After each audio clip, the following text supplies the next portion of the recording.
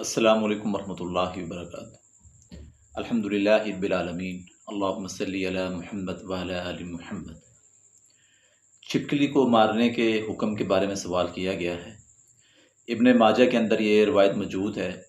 سیدہ اماں عائشہ رضی اللہ تعالی عنہ بیان کرتی ہیں کہ رسول کائنات صلی اللہ علیہ وآلہ وسلم نے فرمایا کہ جب ابراہیم علیہ السلام کو آگ میں ڈالا گیا تو روح زمین کے تمام جانوروں نے اس آگ کو بجھانے کی کوشش کی سوائے اس چھپکلی کے۔ یہ پھونک مارتی تھی اور اس آگ کو بڑھانے کی کوشش کرتی تھی، اس لیے آپ صلی اللہ علیہ وآلہ وسلم نے اس کو قتل کا حکم دیا۔ پھر اسی طرح کیا چھپکلی کو مارنے کا ثواب بھی ملتا ہے؟